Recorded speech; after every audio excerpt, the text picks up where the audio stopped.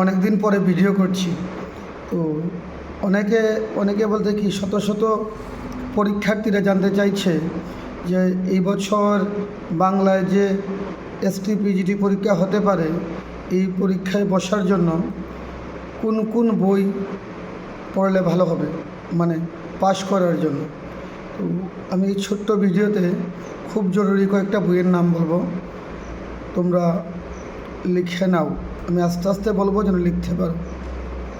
প্রথমে আছে প্রথম ইউনিটে, আশা করি সিলেবাস সবার কাছে আছে, সবাই জানে যে 150 মার্কের পরীক্ষা হবে। কত পেতে হবে তো বলা মুশকিল, তবে ম্যাক্সিমাম মার্ক পেতে হবে। আমার ধারণা এটা 130-140-এর উপরে। ফার্স্ট ইউনিটে আছে আমাদের স্কুলের সিলেবাস 11-12-এর সাহিত্য মালঞ্চ উল্লেখ করে দিয়েছে এই বইয়ের যা যা আছে পড়তে হবে, যা আমাদের সিলেবাসে। তো এই নিয়ে বলার কিছু নেই।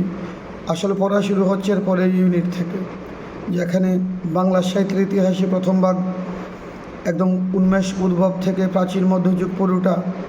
দ্বিতীয় ভাগে আছে আধুনিক যুগ। সিলেবাসটা এমনভাবেই তারা ডিজাইন করেছে যে কিচ্ছু বাদ দেয়নি, প্রতিটা পুঙ্খানুপুঙ্খ পয়েন্ট এখানে পড়তে হবে। তো অনেকের জিজ্ঞাসা তারা কোন বই পড়বো, এই বইটা ভালো না ওই বইটা ভালো। আমি ব্যাপারটা ক্লিয়ার করে দিই যে বাংলা ভাষায় যারা সাহিত্যের ইতিহাস লিখেছেন ছাত্রদের জন্য, এর জন্য সবথেকে ভালো বই অসিত কুমার বন্দ্যোপাধ্যায়ের খণ্ডগুলি।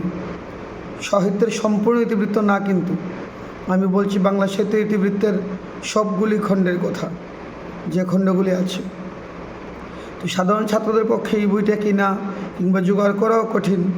এর বিকল্প হিসেবে একটা খুব সহজ বই হিসেবে হয়তো অনেকে বলবে খুব কোয়ালিটি বই না, আমি বলবো যে এমন বই আমাদের চাই যে বইয়ে ইনফরমেশন বেশি আছে। এর জন্য বেস্ট হচ্ছে তপন কুমার চট্টোপাধ্যায়ের সাহিত্য ইতিহাস বইগুলো, দুটো বই। প্রথম খণ্ড বাংলা সাহিত্যের ইতিহাস আদি ও মধ্যযুগ, দ্বিতীয় খণ্ড আধুনিক যুগ, দুটো বই কিনে নেবে। তারপরে আছে খুব ইম্পর্ট্যান্ট অংশ সাহিত্যের রূপরীতি। এই বইটাও নিয়ে বাজারে নানা বই পাওয়া যায় এই টপিকে। উজ্জ্বল কুমার মজুমদারের বই বেশ ভালো বই, দেখা যেতে পারে। বা কুন্তল চট্টোপাধ্যায়ের বই আছে, এই বইটাও সাহিত্যের রূপরীতি, বইয়ের নামই এমন, দোকানে গিয়ে বললেই দিয়ে দেবে। এরপরে তপন কুমার চট্টোপাধ্যায়েরও একটা বই আছে, যে বইটা আরও বেশি আলোচনা।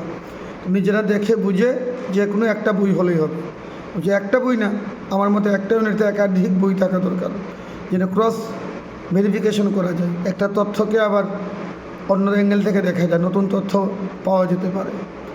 এরপর এটা আছে ভাষাবিজ্ঞান। এখানে অন্য কিচ্ছুর দরকার নেই, সবার খুব সুপরিচিত বই সাধারণ ভাষাবিজ্ঞান ও বাংলা ভাষা, যারা রামেশ্বর শ লিখেছেন, এই বইটা ফলো করলেই হবে। এর পাশাপাশি আরও কয়েকটা ভালো বই আছে যেগুলি ব্যাকআপ হিসেবে কাজ করবে, যেমন আধুনিক ভারতীয় ভাষা প্রসঙ্গে পরেশ মজুমদারের বই। এছাড়া আছে সংস্কৃত ও প্রাকৃত ভাষার ক্রমবিকাশ, এটাও পরেশ মজুমদার। এর বাইরে একটা বই আছে সহজ বই, ভাষাবিদ্যা পরিচয়। এই বইয়ের লেখক হচ্ছেন পরেশচন্দ্র ভট্টাচার্য, জয় দুর্গা লাইব্রেরি প্রকাশিত। এই বইটা দেখলে ভালো হবে। পরের ইউনিটে ছন্দ অলঙ্কার। ছন্দ অলঙ্কারের জন্য অবশ্যই সবসময় জীবেন্দ্র সিংহ রায়ের বই বেস্ট। ছোটো বই, কিন্তু আমার ধারণা পরীক্ষাতে এই বই থেকে ডাইরেক্ট কমন পড়ে যাবে। এর চেয়েও বড় কথা, পারফেক্ট ছন্দ শিখতে গেলে, সহজভাবে শিখতে গেলে জীবেন্দ্র সিংহ রায় আমাদের ভরসা।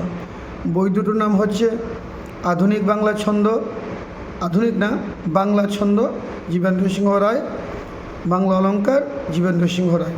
এর বাইরে যেমন আমি বলছিলাম আধুনিক বাংলা ছন্দ, বাংলা ছন্দ বিবর্তন, খুব জটিল অনেক বই পাওয়া যায়। নীলরতন বাবুর বই, পঞ্চানন বাবুর বই, এমন নানা বই।